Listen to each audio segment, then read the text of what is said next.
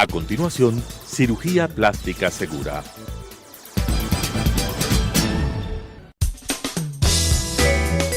Clasificación A. Apto para todo público.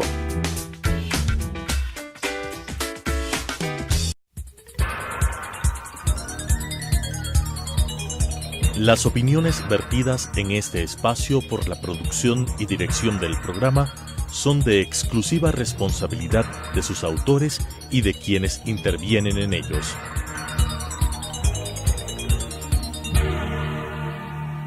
Telesucesos Canal 29 UHF presenta Cirugía Plástica Segura, las últimas técnicas en cirugía plástica y reconstructiva, con la conducción de la doctora Patricia García Román. Cirugía Plástica Segura. Buenos días, queridos televidentes. Soy la doctora Patricia García con el programa Cirugía Plástica Segura. El día de hoy voy a hablar con el doctor Pablo Dávalos acerca de un tema que es muy importante que conozcan ustedes. Hay clínicas privadas que son muy seguras, no necesariamente tienen que ir a un hospital grande para operarse. Sin embargo, en nuestro medio están circulando unos videos por las redes sociales de una paciente que le hacen liposucción en la habitación, en un dormitorio. El cirujano plástico solamente tiene guantes y la paciente se topa el abdomen donde se quiere hacer.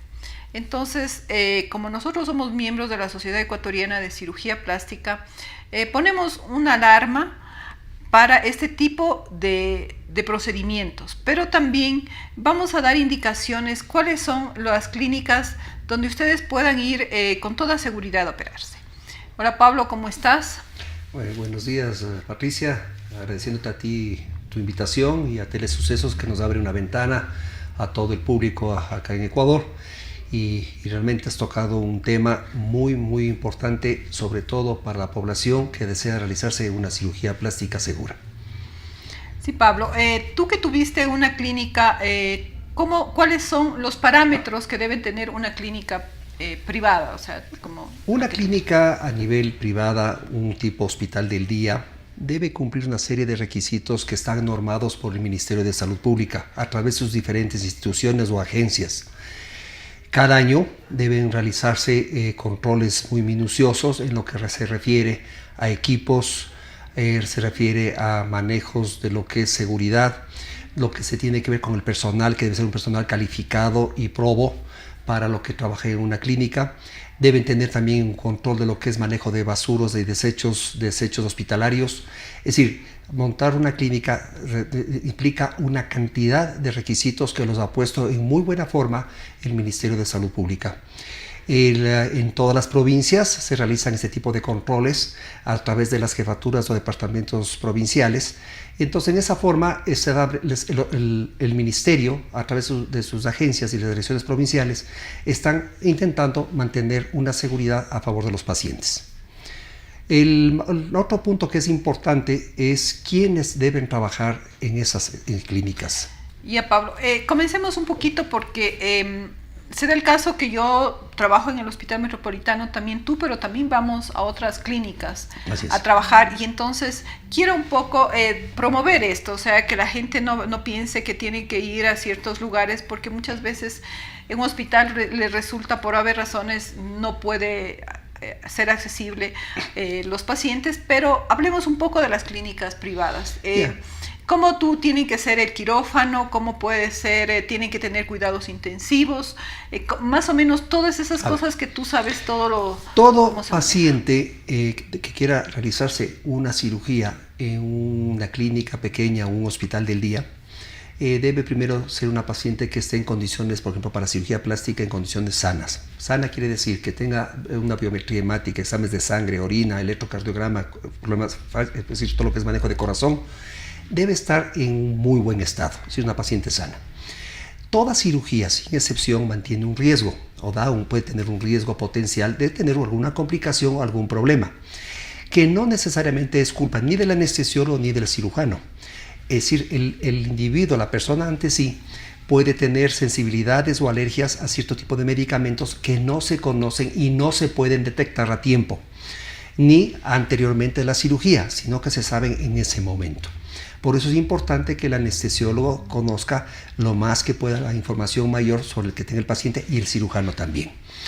De darse una eventualidad, un quirófano realmente es un sitio más seguro porque tiene una máquina de anestesia, tiene oxígeno, tiene lugares donde ponen sueros, medicamentos. El anestesiólogo es un profesional que está preparado para todo este tipo de una eventualidad. Entonces, lamentablemente, en un sitio seguro pueden darse problemas o incidencias, no hablemos de complicaciones, sino incidencias en que el paciente puede tener un desenlace grave o inclusive fatal. Y eso implica que no es culpa ni del anestesiólogo ni del cirujano, sino del propio paciente que tenía este problema. Hagamos un resumen, o sea, no se puede hacer una cirugía en un consultorio. No, nunca. Tiene que ser ya una clínica Así especializada es. con todos los permisos Así y un anestesiólogo. Así es. Aunque hay cirugías con anestesia local, pero es importante que sea en una clínica. Claro, es decir, la idea es que toda cirugía estética, por ejemplo, la cirugía de nariz, una liposucción, una abdominoplastia, una inclusión de prótesis, cirugía de orejas, cualquier tipo de este tipo de cirugías debe realizarse siempre en un quirófano. Un quirófano es un área estéril, un quirófano tiene todos los equipos, un quirófano tiene el personal de apoyo, profesionales que saben lo que tienen que hacer. Entonces, igual, si es una anestesia local, en este tipo de procedimientos no debe realizarse.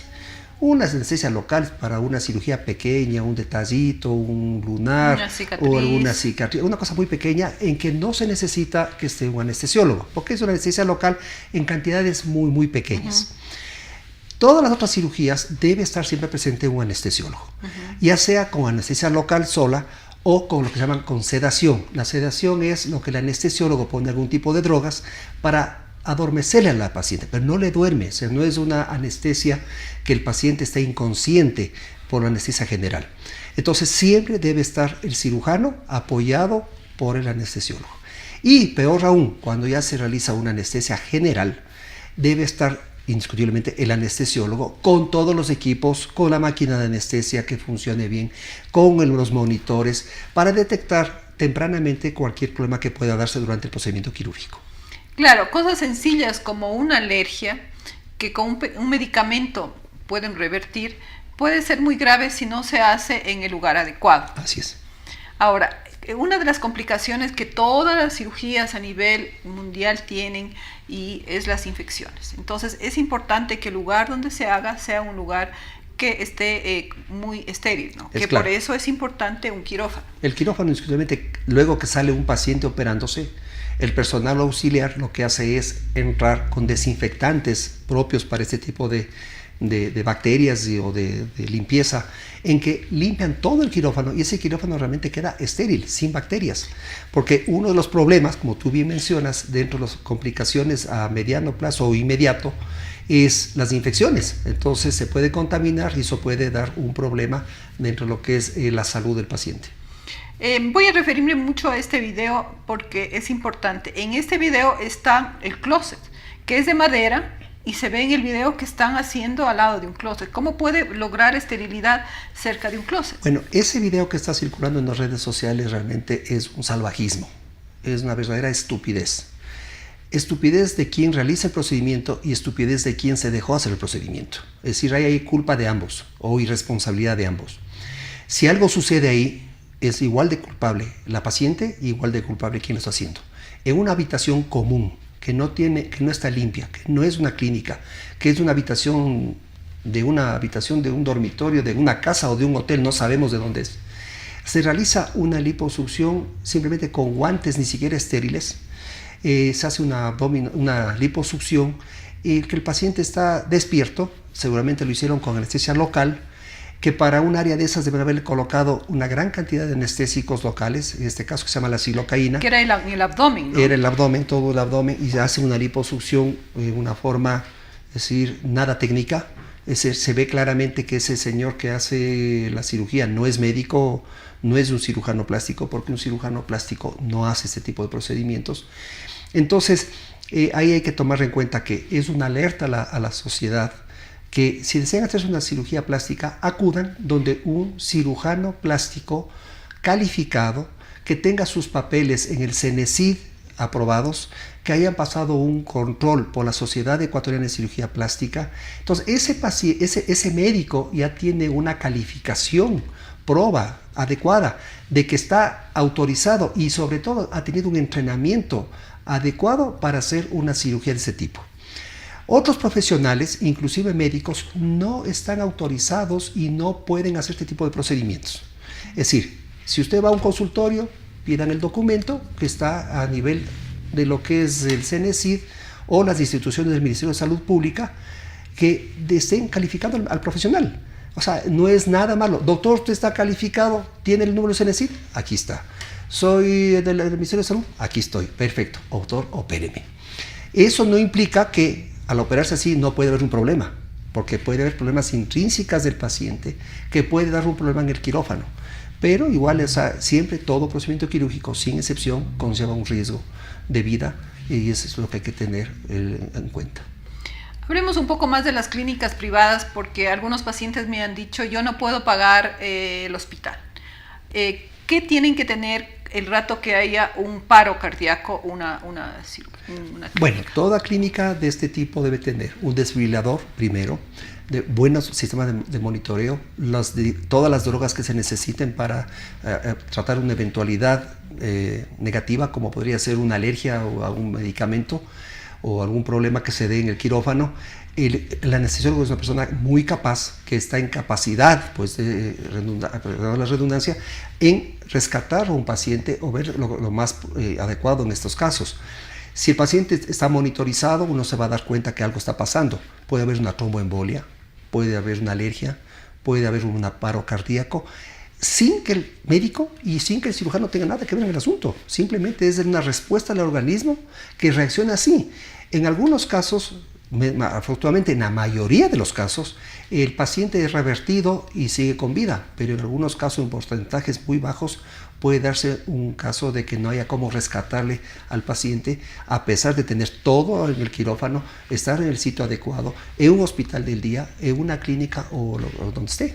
Entonces, es igual, lo que hay que hacer es siempre tener y sobre todo conocer que todo procedimiento conlleva un riesgo. Ahora, hablemos nuevamente de la clínica, porque ya te digo que los pacientes me han pedido que hablemos de esto. La esterilización de los instrumentos, ¿cómo han cambiado? Porque se hervía antes en los hospitales públicos. Yo me acuerdo que cuando nosotros hicimos el internado, la residencia, se hervía, ¿no? ¿Te acuerdas que había para las jeringuillas y no eran descartables y después se volvía a poner? ¿Cómo ha cambiado? Bueno, eso ha cambiado mucho en los últimos 20, 30 años, ha cambiado muchísimo. Porque el manejo de esterilización, primero lo que tú bien dices, ahora hay muchos equipos descartables, que eso es muy bueno, utilizan una sola vez y ya no se vuelven a utilizar y se descartan. Y también los métodos de esterilización han cambiado. Antes eran primero servían, luego de eso ya vino las estufas, luego de las estufas vino el autoclave, que es lo más seguro, y todos los hospitales y todas las clínicas pequeñas, hospitales del día, deben tener un autoclave. O sea, un autoclave es fundamental. Las estufas se ha visto que no dan una esterilización correcta. Un autoclave sí da una esterilización correcta. Y ahora hay otros productos que hay con peróxido de oxígeno. Hay otros productos desinfectantes amoniacales, que son gases que se esterilizan equipos que son plásticos y que pueden ser reutilizables. Entonces, con eso realmente se mantiene, por no decir el 99.9999%, está garantizándose un manejo estéril, de esterilidad no bacterial, de ningún tipo de gérmenes, que eso garantiza no infecciones. Entonces, eso ya ayuda. Más lo que se utiliza en el quirófano en sí, para esterilizar las mesas, los equipos, que son líquidos amoniacales cuaternarios, que son unos jabones especiales que matan todas las bacterias. Entonces, viendo todo eso, la parte de esterilización, eso es bueno, pero eso no implica que, por cuidado del paciente, después del posoperatorio, el paciente se infecte su herida. Eso no es culpa ni de la clínica, ni del médico, ni del personal. Entonces, es importante asimismo que el paciente cuide sus heridas, cuide su posoperatorio y que haga caso a lo que el médico le dice. Ahora, esos, tú sabes que en Afibeca o en cualquier farmacia venden mandiles estériles, toallas estériles, sábanas estériles. ¿Son esas, están bien manejados? No, no, esos no deben utilizarse. Generalmente esos ya han pasado, esos tienen un grado de esterilidad, pero no es una esterilidad para quirófano. Lo que se debe utilizar, hay centros estas fábricas que hacen esta ropa descartable, por ejemplo, ellos utilizan algún tipo de esterilización a través de rayos gamma. Entonces, hay instituciones en el país que esterilizan esto perfectamente, es decir, con radiación esterilizan estos productos. Estos productos sellados van a los centros hospitalarios, a las clínicas privadas, a los hospitales del día, y estos sí mantienen ya un cuidado y una cadena de esterilización que no debe ser rota. Entonces la fábrica va a un sitio donde esterilizan esto, de ahí van y entregan a la bodega principal que mantiene un manejo de limpieza especial en las bodegas, y de ahí pasa al quirófano. Entonces también es otra forma de mantener esta cadena de seguridad biológica. Entonces de esta forma las cosas ya se ven que está mucho mejor lo que era hace 20, 30 años, ¿no? Es decir, y cada día las cosas irán mejorando, cada día irán saliendo nuevos productos, y eso siempre los centros estos hospitalarios, clínicas, hospitales del día, clínicas pequeñitas, siempre tienen que estar al día. ¿Quién es el regente de esto? ¿Quién nos orienta en esto? El Ministerio de Salud o sus agencias dependientes. Entonces, de esta forma, el Ministerio anualmente va haciendo unos cursos de actualización, y nos van a los médicos, a las clínicas, a los hospitales, nos van orientando qué es lo que se debe hacer. Ahora también es importante hablar del personal que nos acompaña a nosotros durante las cirugías, que tiene que estar entrenado y preparado. Así es. ¿Cuál es lo mínimo que debe constar? ¿Una enfermera o auxiliar de enfermería se puede suplir? ¿Cómo es lo que se debe manejar en un quirófano? En un quirófano lo que se maneja básicamente es el médico cirujano, el médico anestesiólogo, como médicos principales. Puede haber una enfermera o un auxiliar, un instrumentista, y puede haber algún auxiliar que esté circulando. Y luego de eso también lo que es importantísimo es que exista, luego de la cirugía, el paciente pase a un área de recuperación. Porque esa hora o esas 2 horas postquirúrgicas, el paciente todavía no está muy despierto, puede estar con drogas que le mantienen adormecido. Entonces es muy importante que el paciente que sale del quirófano vaya a la recuperación. En la recuperación el paciente va a estar 100% monitorizado, con un control de gases de sanguíneos, con un control de lo que es manejo de la parte cardíaca. Siempre tiene que haber una persona presente ahí para que en caso que suene una alarma de que algo está fallando, actualizar, ver las cosas. El anestesiólogo mismo va a ver qué está sucediendo. El cirujano también puede ver y ayudar ahí, pero indiscutiblemente el más entrenado y el que sabe esto es el anestesiólogo. Entonces, una vez que el paciente ha pasado esta etapa de recuperación, que el paciente ya está despierto, ya está consciente, ya tiene buenos reflejos, ya respira por sí mismo, entonces ese paciente puede ser dado o de alta, si la cirugía es pequeña, o a una habitación, hasta en los hospitales del día o en las clínicas pequeñas, hasta una hospitalización de menos de 24 horas. Eso es lo que se llama hospital del día. Y cuando estén en hospitales más grandes, pues entonces pasa a la habitación, ven que está ya en condiciones estables, y se va a su casa bajo su cuidado, y luego de eso irá a la consulta del médico para hacer los controles de lo que es drenajes, manejos de sondas o curativos, sacada de puntos, etcétera, etcétera. Pero siempre es importante que el paciente haga caso a su médico, porque no coma, ¿no? Doctor, me moría de hambre y me comí un locro, entonces a las 2 horas o 3 horas o 4 horas de operado, claro. O una pizza. Entonces, claro, eso le va a dar problemas y puede complicarse. Y ahí no tiene nada que ver el médico, sino que es la falta de obediencia o de entendimiento del paciente lo que tiene que hacer el postoperatorio. Por ejemplo, tú le dices al paciente, báñese en ducha, se mete en la tina, aumentan el riesgo de contaminación de las heridas, etcétera, etcétera. O entonces, jacuzzi, también hemos tenido pacientes que vienen con hongos en las curaciones. Me dolía la espalda, doctor, y recién operado el abdominoplastia me metí en el jacuzzi. Claro, esa herida viene abierta, entonces, y se infecta. Y luego vienen los problemas que el paciente, por su irresponsabilidad, por hacer cosas que no debía, por no ahorrarse una llamada, doctor, ¿me puedo meter en el jacuzzi? Entonces, los gastroenterólogos van a decir, no, no puede meterse en el jacuzzi. Entonces, una llamada evita que haya problemas en los postoperatorios inmediatos o mediatos. Ahora hablemos de los desechos, que es muy importante cómo han cambiado ahora los desechos, ¿no? Los depósitos, cómo se recogen.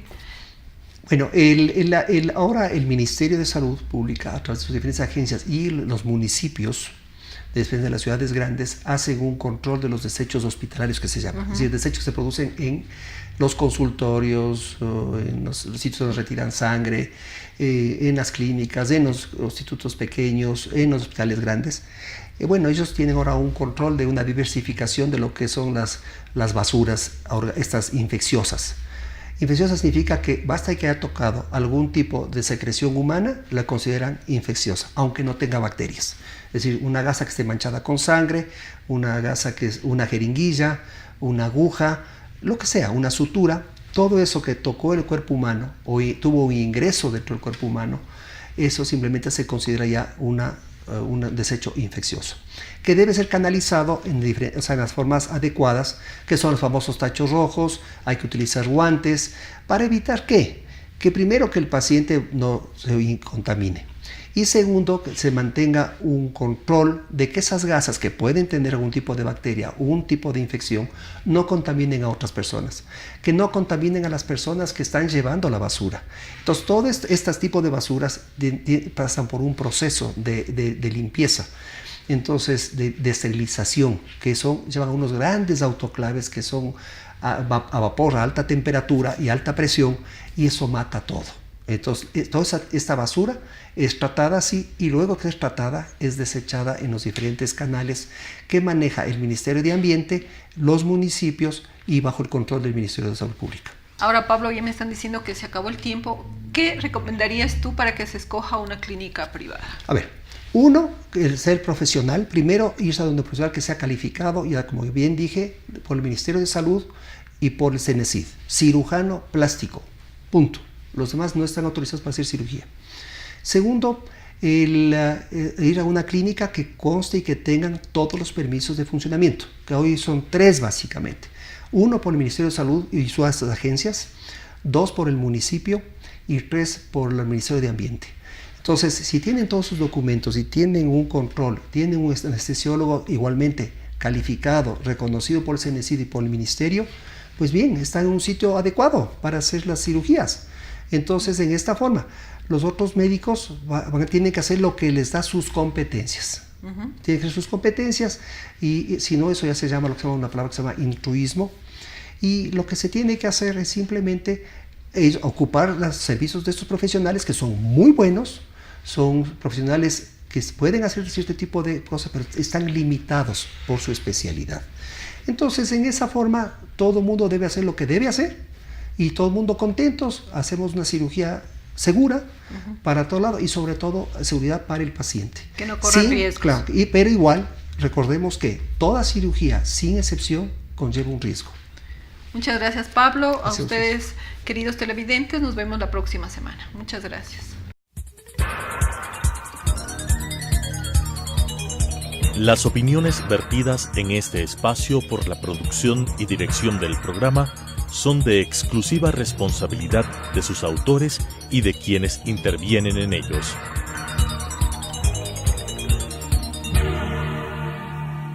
Telesucesos Canal 29 UHF presentó Cirugía Plástica Segura. Las últimas técnicas en cirugía plástica y reconstructiva, con la conducción de la doctora Patricia García Román. Cirugía Plástica Segura,